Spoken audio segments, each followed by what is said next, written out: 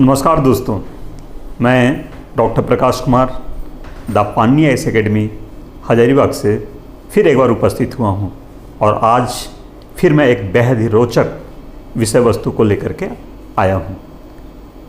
आज हम बताएंगे वैदिक काल के बाद जो धार्मिक आंदोलन का जो समय रहा 600 BC से 400 BC के बीच में, वह आंदोलन के काल में भारत का वातावरण क्या था और इस धार्मिक आंदोलन के बीच में एक हमारे देश के मिट्टी से बेहद ही महत्वपूर्ण और विश्व प्रसिद्ध धर्म का जन्म हुआ, वह था बौद्ध धर्म। और उसी बौद्ध धर्म के संदर्भ में आज हम लोग बात करेंगे।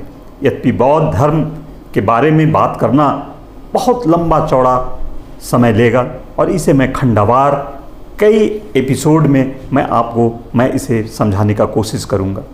तो सबसे पहली बात हम करते हैं आपको भगवान बुद्ध के कैसे वो उपजे, धार्मिक आंदोलन कैसे उपजा, कैसे पल्वित और विकसित हुआ, उस संदर्भ में मैं बड़े श्रद्धा के साथ मैं आपको बताना चाहता हूं कि हमारे देश की संस्कृति का जो बीजारोपण होता है वह वैदिक धर्म से होता है। वैदिक धर्म ने हमें जो संस्कृतियाँ दी, हमारे विश्वास, आस्था, विचार, चिंतन इत्यादि तमाम तरह की चीज़ें जो हमें प्राप्त होती हैं, वह वैदिक धर्म ही हमें प्रस्तुत करता है। लेकिन इनकी कुछ सीमाएं रही। सीमाएं ये थी कि बौद्ध धर्म, वैदिक धर्म जो है वह एक आस्तिक धर्म था और इसने अपने पल्वित विकसित होने के क्रम में कई खामियों को भी इसने जन्म दिया। जैसे वैदिक धर्म ने क्या हमें खामियां दी, मैं इनकी विशेषताओं पे अभी हम लोग यहाँ पे बात नहीं कर रहे हैं, बल्कि इनकी खामियों पे बात कर रहे हैं। इसने जन्म के आधार पर चतुर्वर्ण व्यवस्था दिया, 4 आश्रम व्यवस्था दिया, महिलाओं के अधिकार की सीमितता प्रदान की, शूद्रों का एक तरह से शोषण दिया, इसने हिंसा का वातावरण दिया, याज्ञिक क्रियाकलाप दिया, कर्मकांड दिया। इस तरह से यहाँ पर बहुत सारे आम लोग जो रहे, वे आम लोग जो है इस व्यवस्था को स्वीकार करने के पक्ष में नहीं रहे। परिणामतः एक क्रांतिकारिता वातावरण जो है 6 BC में उत्पन्न हुआ। वैदिक काल ने क्या क्या हमें जो है हमें दे रहा है, तो हमें दे रहा है चतुर्वर्ण व्यवस्था, ये हमें दिया 4 आश्रम व्यवस्था, इसने दिया गोत्र व्यवस्था, इसने दिया शिक्षा की सीमितता, इसने दिया यज्ञ की प्रधानता जिसमें पशुओं की बलि दी जाती थी, इसने दिया पुरोहितवाद का वर्चस्व, ब्राह्मणवाद का वर्चस्व जिसमें दान दक्षिणा उसे भरपूर मात्रा में उसे प्राप्त होता था। इसने महिला के अधिकारों की कटौती जैसे इसने नियम बनाए। मोक्ष के अधिकारी सभी को नहीं माना। इसने दिया धार्मिक आडंबर, इसने दिया युद्ध, इसने दिया इस काल में केंद्रीयकरण व्यवस्था को इसने बढ़ावा दिया और जो गणतंत्र था उसकी सीमितता इसने दी। इस प्रकार के तमाम प्रकार की सीमाएं उत्पन्न हुई और ये जो आंदोलन जो हुआ, वह आंदोलन जो है वह क्या लेके आने वाला था, तो यह लेकर आने वाला था सामाजिक समानता का वातावरण लेकर आने वाला था। या सर्वोच्च लक्ष्य, सभी लोगों के लिए दरवाजे खुले थे। ऐसा नहीं कि जो यज्ञ करेगा, जो संपन्न रहेगा, जो दान देगा, दक्षिणा देगा, वही जो है मोक्ष की प्राप्ति का हकदार होगा। ये बातें जो है कि नहीं, बल्कि सभी आम व्यक्ति जो है मोक्ष के प्राप्ति के हकदार हो सकते हैं। ऐसी बातें जो है भगवान बुद्ध ने की। इसने कृषि की तरक्की की बात की क्योंकि इसने अहिंसा की बात की। इसने गणतंत्र की हिफाजत के लिए जो है इसने उपदेश दिए। इसने स्थानीय भाषा और जन साधारण के पक्ष में इन्होंने अपने उपदेश दिए। संस्कृत जो है, जो वैदिक संस्कृत है, सिर्फ इसको इन्होंने स्वीकार नहीं किया, बल्कि जो स्थानीय भाषा थी, बौद्ध धर्म में पाली हमारी स्थानीय भाषा थी, तो स्थानीय भाषा में इन्होंने जो है कि उपदेश दिए। इसने शांति के पक्ष में इन्होंने जो है कि कार्य किया। इस प्रकार जो है कि बौद्ध धर्म जो है कि भारत में बौद्ध धर्म जो है कि रहा ही रहा और साथ ही साथ पूरे विश्व में व्यापक तरीके से यह जो है कि आगे बढ़ा। ऐसा हम लोग एक देखें कि ये जो धार्मिक आंदोलन जो रहा, जो हमारे देश में जो धार्मिक आंदोलन रहा, माना जाता है रामशरण शर्मा की पुस्तक जो 11वीं कक्षा की है प्राचीन भारत की, उसमें से माना जाता है कि गंगा जमुना की घाटी में 62 संप्रदाय उठ खड़े हुए थे। उसमें भगवान बुद्ध ने बौद्ध धर्म था, जैन धर्म था, आजीवक धर्म था, भागवत धर्म था और कई प्रकार के हमारे जो हैं संप्रदाय इस गंगेटिक प्लेन में था। लेकिन सिर्फ गंगा घाटी में ही हमारे जो है कि धार्मिक आंदोलन पूरे विश्व में आंदोलित नहीं था, बल्कि यह आंदोलन पूरे वैश्विक आंदोलन का एक हिस्सा था। जैसे आप देख सकते हैं कि हमारे यूनान में जो है, इस जगह पे यूनान है हमारा, यहाँ यूनान में हमारा जो है कि हेराक्लिस और पाइथागोरस, ये जो है कि हमारे जो है कि दो हमारे जो है कि यहाँ पर धार्मिक आंदोलन के प्रेरणा हुए। हमारा जो है कि फिलिस्तीन के पास में, इस जगह पे फिलिस्तीन है, फिलिस्तीन के पास में हमारा जूलिया प्रांत में जेरोनिमो ने जो है कि धार्मिक आंदोलन को आगे बढ़ाया। हमारा ईरान में अगर हम बात करें तो इस जगह पे ईरान में हमारा जो है कि जरथुस्ट्र धर्म जो है कि यहाँ पर जो है कि हमारा सामने आया। हम जब चीन में जब जाते हैं तो लाओ त्से और कन्फ्यूशियस जो है कि हमें जो है कि धार्मिक आंदोलन हमें यहाँ पे प्रदान किया। और भारत में जो है बौद्ध धर्म, जैन धर्म और भागवत धर्म जो है कि यहाँ पर हमारा आया। इस प्रकार पूरा विश्व जो है एक परिवर्तन की लहर से गुजर रहा था और उसी परिवर्तन के लहर में एक हिस्सा था भारतीय उपमहाद्वीप में, उत्तर भारत में धार्मिक आंदोलन का कालखंड। और यह धार्मिक आंदोलन का कालखंड का समय है 6th BC से लेकर के 4th BC के बीच का समय। अगर हम इतिहास के पन्नों को उलट करके देखते हैं तो 6th BC और 4th BC के बीच का जो कालखंड है उसे भिन्न भिन्न नामों से जाना जाता है। अगर हम वैदिक कालखंड के संदर्भ में इस कालखंड को अगर हम देखते हैं तो यह कालखंड कहलाता है वैदिकोत्तर कालखंड। लेकिन जब इसके आगे आने वाला जो समय है, जब हमारा मगध साम्राज्य जो 16 महाजनपद है उसमें से एक महाजनपद हमारा मगध होता है और मगध महाजनपद जो है आगे जाकर के मगध साम्राज्य का रूप ले लेता है और यह साम्राज्य का रूप लेता है मौर्य काल में। तो इसे हम मौर्य काल के रेफरेंस में इसे जब हम देखते हैं तो हमें जो है कि एक तरफ हमारा जो है कि अगर हम यहाँ पर हमारा जो है वैदिक काल है जिसका कालखंड है 1500 BC से लेकर के 600 BC और आगे हमारा है मौर्य काल जिसका पीरियड है हमारा 4th BC से लेकर 2nd BC। तो ये जो बीच का पीरियड है 600 BC से लेकर के 4th BC, मतलब 600 BC से लेकर के 400 BC का जो पीरियड है, ये जो इतिहास के जो पन्ने हैं इसे हम भिन्न भिन्न नामों से हम जानते हैं। अगर हम वैदिक काल के रेफरेंस में इस काल को कहते हैं तो यह वैदिकोत्तर काल कहलाता है, अर्थात वैदिक के बाद का काल कहलाता है। इसी काल को वेदांग काल कहते हैं क्योंकि वैदिक ग्रंथ जो हैं टोटल हमारे जो हैं 31 साहित्य हमारे वैदिक ग्रंथों में निहित हैं। 4 वेद है, 8 ब्राह्मण है, 6 अरण्यक है, 13 आपके जो हैं उपनिषद हैं। कुल मिलाकर के हमारे जो हैं 31 ग्रंथ हमारे होते हैं। इसे वैदिक ग्रंथ कहते हैं और इस वैदिक ग्रंथ जटिल था। इस वैदिक ग्रंथ को समझने के लिए वेदांगों की रचना हुई और वेदांग हमारे 6 थे, शिक्षा, कल्प, व्याकरण, निरुक्त, छंद और ज्योतिष। तो इस प्रकार इसे हम जिस काल में वेदांगों की रचना हुई हो उसे हम वेदांग काल के नाम से भी जानते हैं।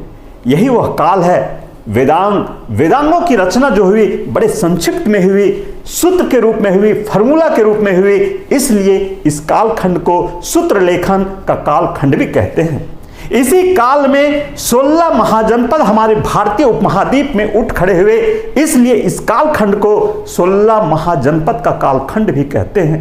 इसी काल में बुद्ध महावीर आजीवक संप्रदायों का उद्भव हुआ, इसलिए इस कालखंड को धार्मिक आंदोलन का कालखंड भी हम कहते हैं।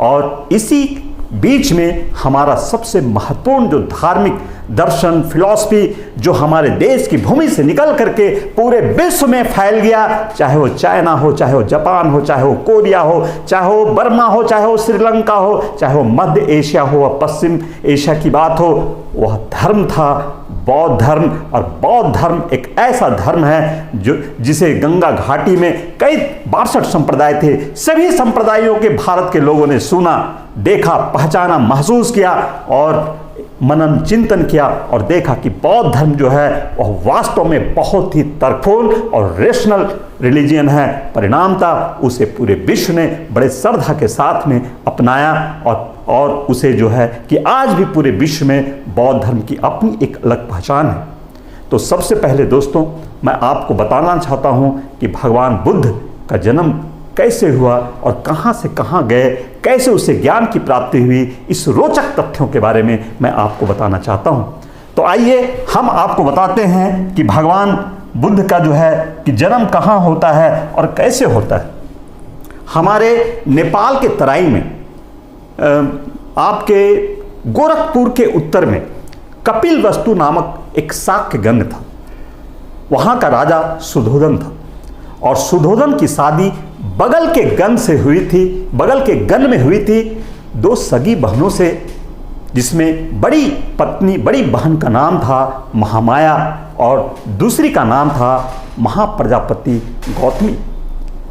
महामाया जब शादी हुई तो महामाया को 10 महीने का गर्भ जो है ठहरा और एक रात उसे जो है बड़ी बेचैनी महसूस हुई और साथ ही उसे एक स्वप्न दिखाई दिया कि हिमालय क्षेत्र की एक देवी, औन्नत ताल की देवी, उसे एक झील की ओर खींच के ले जा रही है, जहां पर एक हाथी जो है कि कमल का फूल लिए हुए है।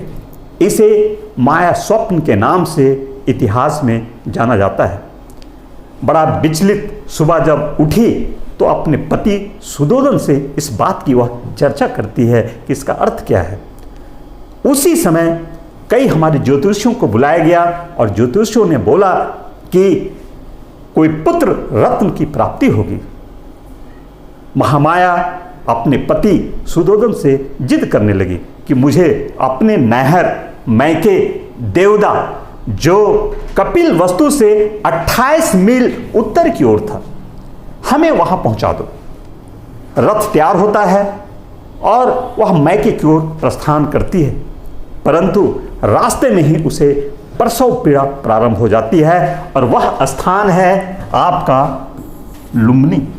लुम्बिनी में जब प्रसव पीड़ा प्रारंभ होती है तो दासियां जो है कि चारों तरफ कपड़ा घेर करके खड़ी हो जाती है और साल वृक्ष को की टहनी को पकड़े हुए महामाया बुद्ध को अर्थात सिद्धार्थ, जिनका बचपन का नाम है, उसे वो जन्म देती है। उसके बाद खुशियों का वातावरण है, घर में लाया जाता है क्योंकि अब सुधोधन का उत्तराधिकारी जन्म ले चुका है और यह दौर है 6 BC का दौर जो भविष्यवाणियों का दौर है। और इस भविष्यवाणियों के दौर में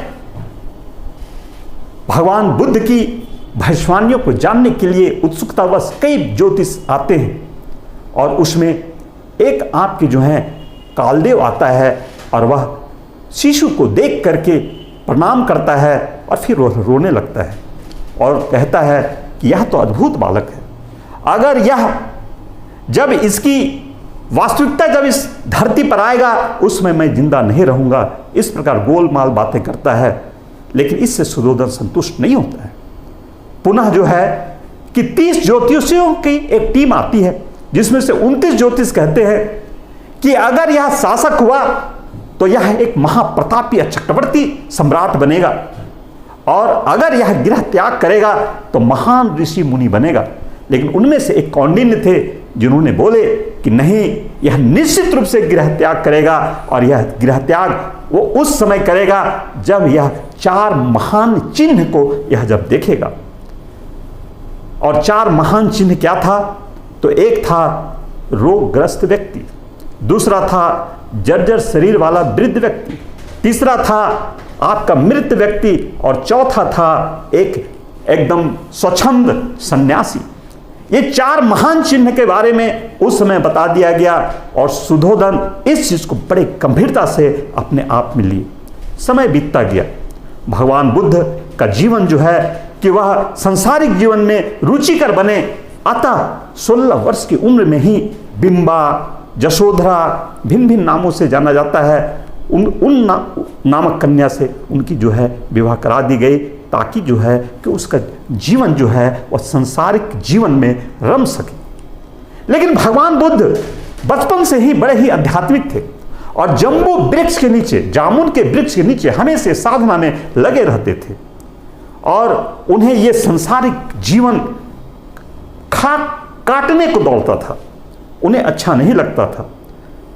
एक तरफ याद कीजिए, सुधोधन को कहा गया था कि जब जर्जर शरीर वाला व्यक्ति को देखेगा तो एक चिन्ह होगा, तो खुद सुधोधन जो है कि खुद उसका जीवन ढल रहा था और उनका शरीर जर्जर हो रहा था, तो खुद जो है भगवान बुद्ध के सामने आने से मना कर दिए, और वो दूर ही रहते थे कि मेरा बेटा हमारा शरीर ना देख ले।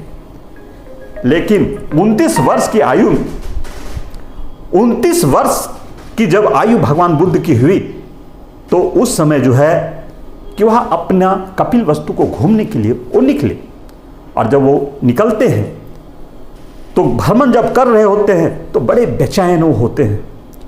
उसी समय जो है कि वहाँ की एक सेठ की पुत्री जो है वह उसे देखती है, और बरबस ही उसके मुंह से निकलता है कि कितना भाग्यशाली होगा वह पत्नी जिसका यह पति है, कितना भाग्यशाली होगा वह पिता जिसका जो है कि यह पुत्र है, कितना भाग्यशाली होगा उसका मित्र जिसका यह मित्र है, कितनी सरसता, कितनी शीतलता इसके चेहरे से टपक रही है। ओह भाग्य, मैं भी इसके साथ जो है कि 2 क्षण रहता, जब मैं इसके चेहरे को देख रही हूँ तो मुझे इतनी शीतलता मुझे महसूस हो रही है। यह बात भगवान बुद्ध सुन लेते हैं, और भगवान बुद्ध कहते हैं कि मैं अंदर से इतना बेचैन हूँ, तो इसे इतनी शीतलता प्राप्त हो रही है, और जब मैं निवृत्ति मार्ग अपना लूंगा, जब मैं सन्यासी बन जाऊंगा, तो हमारा जो है जीवन कितना सफल हो जाएगा।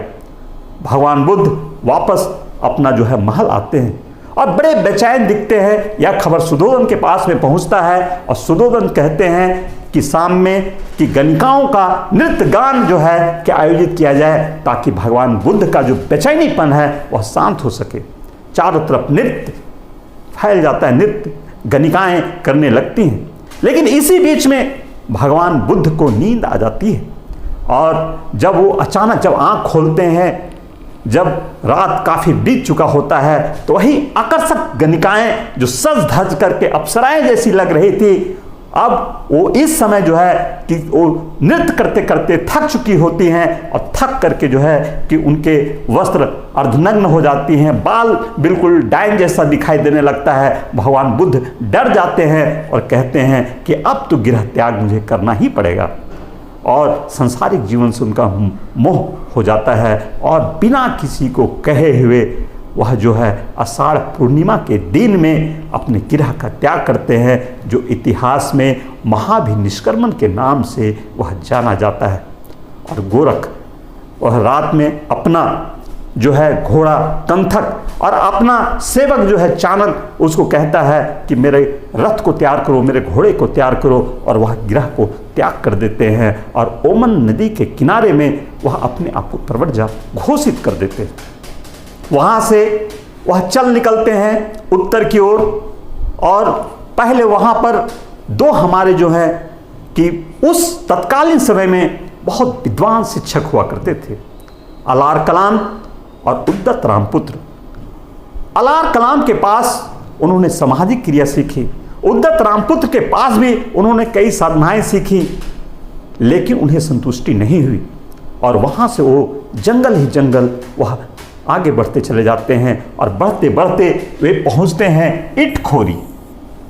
इटखोरी आप जानते होंगे, चतरा जिले में इटखोरी जो है आज 3 धर्मों का संगम स्थल है, बौद्ध धर्म, जैन धर्म और हिंदू धर्म। इटखोरी जब वहां पहुंचते हैं तब तक ये पता चल जाता है उसकी विमाता या उसकी मौसी या सौतेली माँ महाप्रजापति गौतमी को, जो बहुत ही प्रेम जो है वह करती है अपने बेटे सिद्धार्थ से।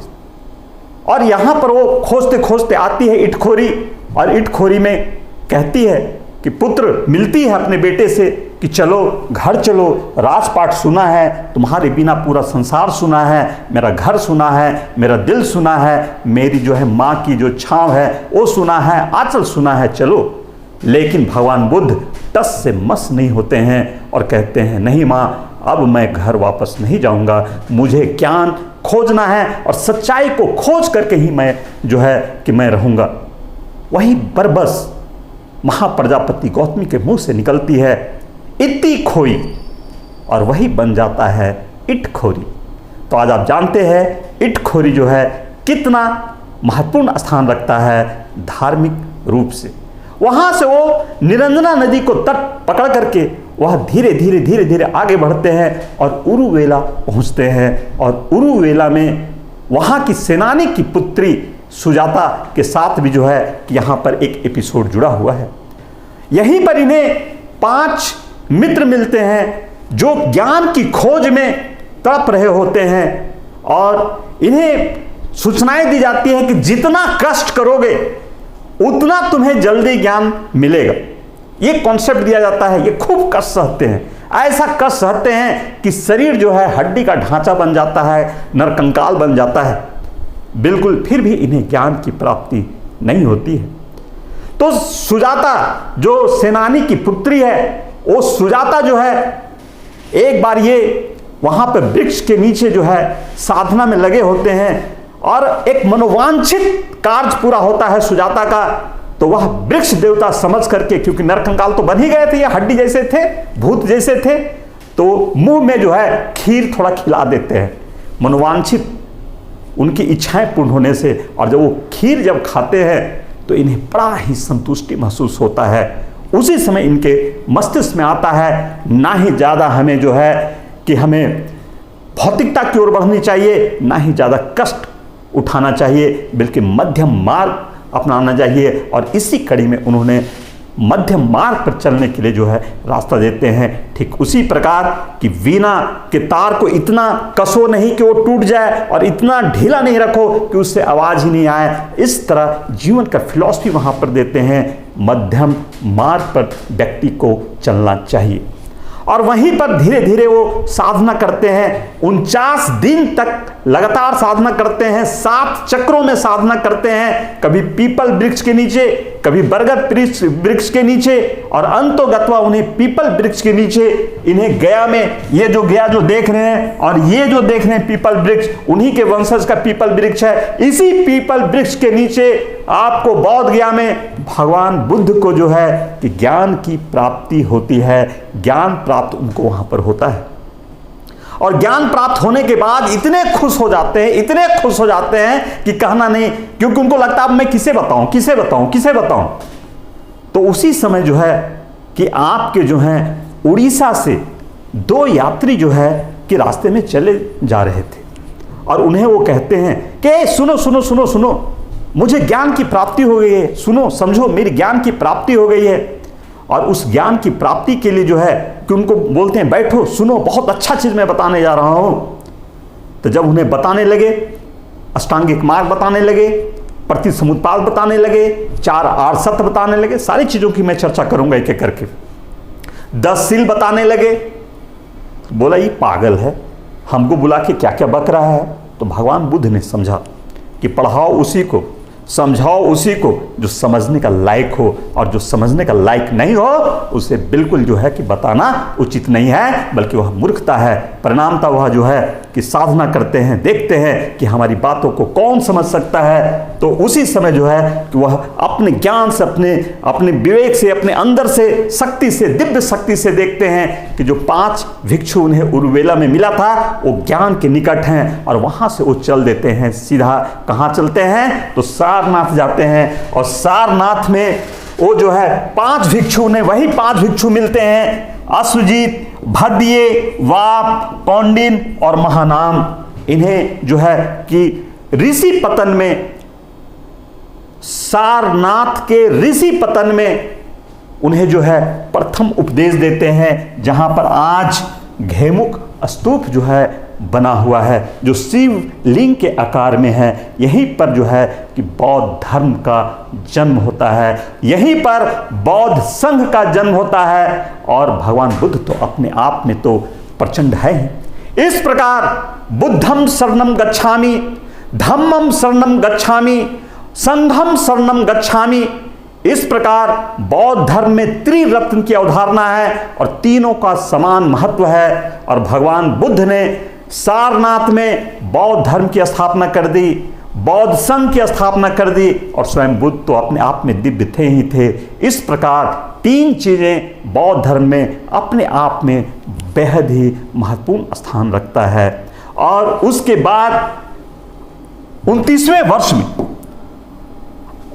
वर्ष में वे गिरह त्याग करते हैं, और 36वें वर्ष में उन्हें जो है ज्ञान की प्राप्ति होती है,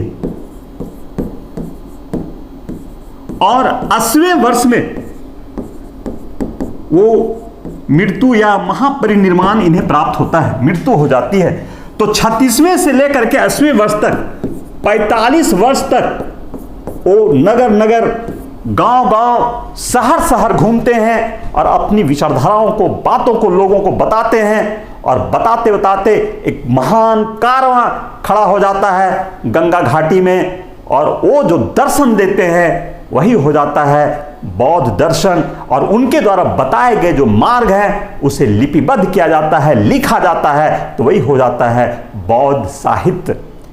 तो बौद्ध साहित्य, बौद्ध दर्शन, बौद्ध का विस्तार, बौद्ध धर्म को किन किन राजाओं ने संरक्षण दिया, बौद्ध का हमारा जो है कि किस प्रकार से उनका जो है आगे आने वाले समय में उनका जो है कि पतन हुआ, इन सारी चीज़ों को मैं पुनः फिर जो है अगले एपिसोड में आपको बताऊंगा। आज यहीं तक, धन्यवाद। मैं डॉक्टर प्रकाश कुमार, द पानी आईएएस एकेडमी, हजारीबाग से।